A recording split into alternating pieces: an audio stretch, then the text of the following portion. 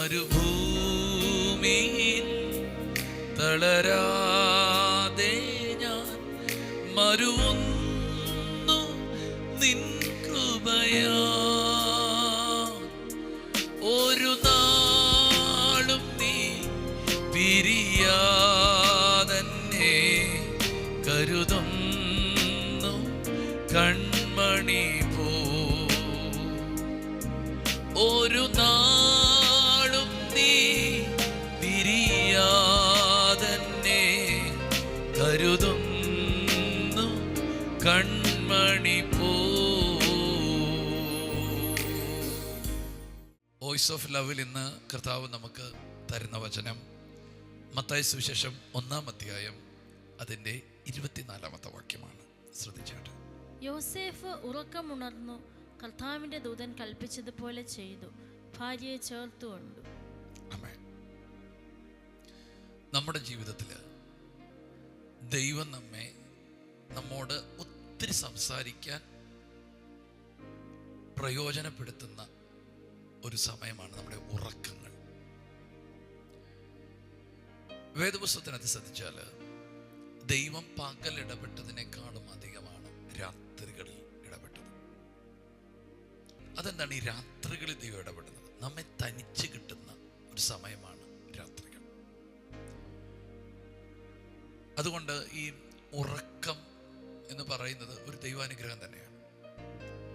കാരണം ദൈവത്തിൻ്റെ വലിയ ഇടപെടലുകളെല്ലാം പലപ്പോഴും സംഭവിക്കുന്നത് രാത്രിയിൽ, സ്വപ്നങ്ങളിൽ ദൈവം സംസാരിക്കുകയാണ്. നിങ്ങൾ ശ്രദ്ധിച്ചു നോക്കിയ എല്ലാ പ്രവാചകന്മാരുടെ ലൈഫിൽ ദൈവം ഇടപെടുന്നത് രാത്രികളിലാണ്.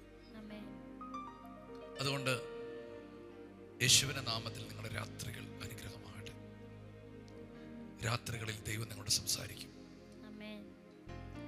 രാത്രിയിൽ ദൈവം ജോസഫിനോട് സംസാരിച്ചു. ഞാൻ നിങ്ങളോട് പറയുന്നു, നിങ്ങളുടെ കിടന്നുറങ്ങുന്ന രാത്രികൾ ഭയത്തിൻ്റെ സമയമല്ല, ദൈവം സംസാരിക്കുന്ന സമയമാണ്. ഞാനിത് പറഞ്ഞുകൊണ്ടിരിക്കുമ്പോൾ ഉറക്കത്തിനകത്ത് ഭയങ്കര ഭയം ഉള്ള ചിലർ ഇരിക്കുന്നു. യേശുവിൻ്റെ നാമത്തിൽ ദൈവം സൗഖ്യമാക്കുകയാണ്. കർത്താവേ, ഒന്ന് നേരം വെളുത്താൽ മതി.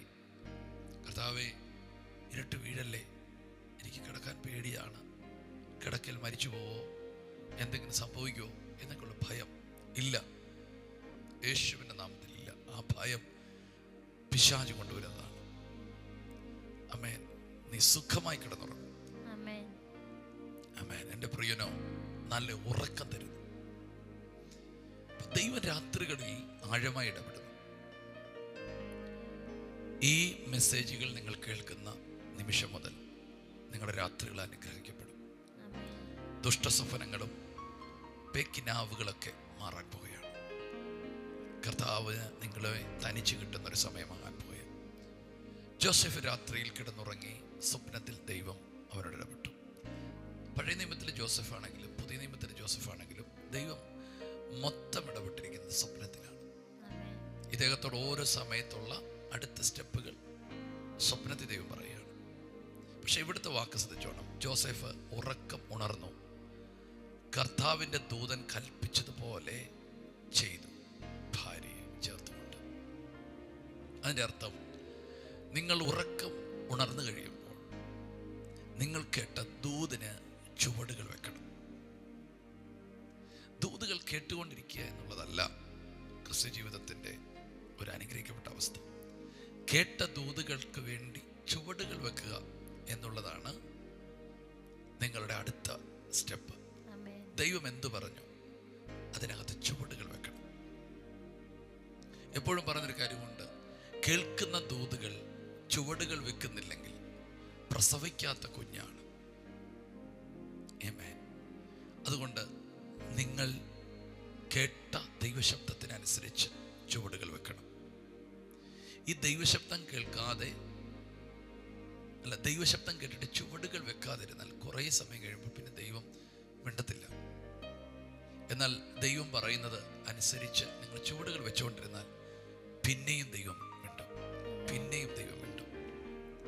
അബ്രഹാമിൻ്റെ ജീവിതത്തിൽ അബ്രഹാമിനോട് ആദ്യം മിണ്ടുന്നത് നിസ്വജനത്തെയും പിതൃഭവനത്തെയും ചാർച്ചക്കരെയും വിട്ട് ഞാൻ നിന്നോട് കാണിപ്പാനിരിക്കുന്ന ദേശം വിട്ട് പോകാൻ എന്ന് പറഞ്ഞു.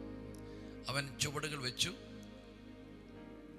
അതിനകത്തെല്ലാം ചെയ്തെങ്കിൽ ലോത്തിനെ വിട്ടില്ല. ലോത്തിനെ എന്നാണോ വിട്ടത്, അത് കഴിഞ്ഞ ദൈവം അടുത്ത ഇടപെടൽ നടത്തിയത്. എവിടെയെങ്കിലും ദൈവശബ്ദങ്ങൾ നിങ്ങൾക്ക് സ്റ്റക്കായിട്ടുണ്ടെങ്കിൽ, ദൈവം പറഞ്ഞത് എന്തെങ്കിലും നിവർത്തിക്കാൻ നിങ്ങൾ താമസിക്കുന്നുണ്ടോ എന്നുകൂടെ ശ്രദ്ധിക്കണം. ആമേൻ. ചിലപ്പോൾ അത് ചെയ്യാൻ നിങ്ങൾക്ക് പ്രയാസമായിരിക്കാം. പക്ഷെ നിങ്ങൾ പ്രാർത്ഥിച്ചാൽ മതി. ആ പ്രയാസമായ കാര്യങ്ങൾ നിവർത്തിക്കാനുള്ള ഒരു സൊല്യൂഷൻ ദൈവം നിങ്ങൾക്ക് ഒരുക്കി തരും. അതെന്താ? അബ്രഹാമിന് ഒരിക്കലും ലോത്തിനെ അങ്ങനെ പറഞ്ഞുവിടാൻ പറ്റില്ല. പക്ഷെ എന്ത് ചെയ്തു? അബ്രഹാമിൻ്റെ ഇടയന്മാരും ലോത്തിൻ്റെ ഇടയന്മാർ തമ്മിൽ പ്രശ്നമുണ്ടായി. അപ്പോൾ അബ്രഹാമും ലോത്തും തമ്മിൽ പിണങ്ങിയിട്ടില്ല. പക്ഷെ അവിടെ നല്ലൊരു വഴി ദൈവം തുറക്കുന്നു. അബ്രഹാം പറയുകയാണ്, ഇനി നമ്മൾ നിന്നാൽ ഇടയന്മാർ തമ്മിലല്ല, നമ്മിൽ തമ്മിൽ പ്രശ്നങ്ങളുണ്ടാകും. അതുകൊണ്ട് നീ ഇടത്തോട്ടെങ്കിൽ ഞാൻ വലത്തോട്ട്. നിങ്ങളുടെ വിഷയങ്ങൾ നിവർത്തിക്കാൻ ദൈവം ചില സൊല്യൂഷനുകൾ തരുന്ന ദിനങ്ങളാണ്.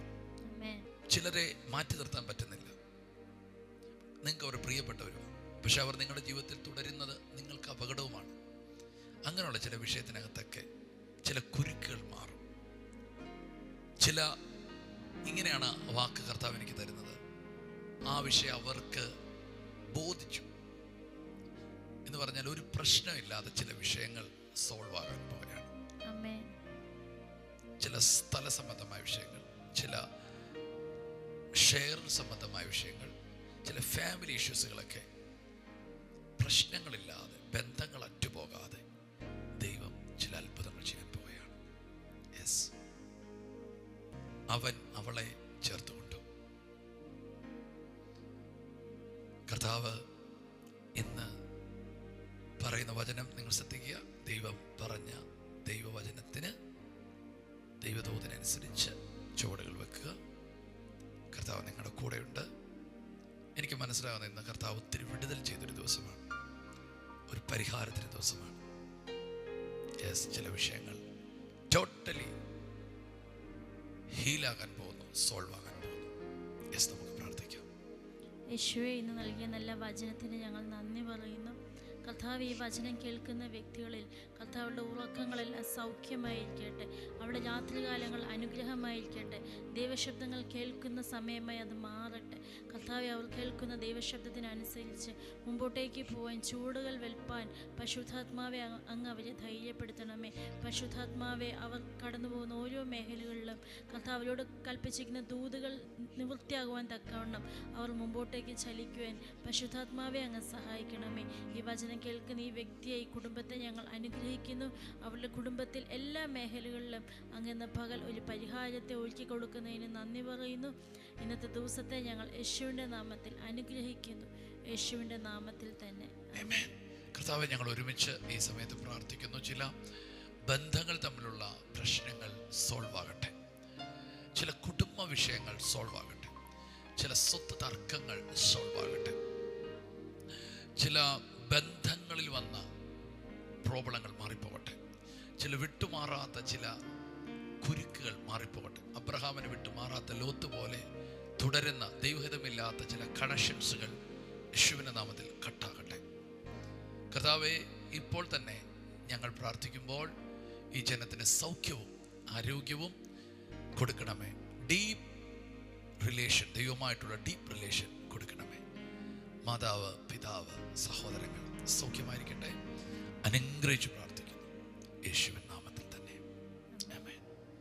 God bless you. കർത്താവ് കൂടെയുണ്ട്. സന്തോഷത്തോടെ ഇന്നത്തെ ദിവസം ചിലവഴിക്കുക. അത്ഭുതങ്ങളുടെ ദിവസമായിരിക്കുമെന്ന്. God bless U. ഈ ശുശ്രൂഷ നിങ്ങൾക്ക് ഏറ്റവും അനുഗ്രഹമായി വരുന്നുവെന്ന് ഞങ്ങൾ അറിയുന്നു. നിങ്ങൾ ഞങ്ങൾക്ക് പ്രാർത്ഥനയിലും എല്ലാ സഹകരണത്തിലും ഞങ്ങളോട് ഈ മീഡിയ മിനിസ്ട്രിയുടെ കൂടെ നിന്നു. ഞങ്ങൾക്ക് ഈ മീഡിയ മിനിസ്ട്രി മുമ്പോട്ട് കൊണ്ടുപോകാൻ ചില എക്യുപ്മെൻറ്റ്സുകൾ ആവശ്യമായി വന്നിരിക്കുന്നു. തുടർന്നും നിങ്ങളുടെ പ്രാർത്ഥനയും സഹകരണവും ഞങ്ങൾ ആവശ്യപ്പെടുന്നു.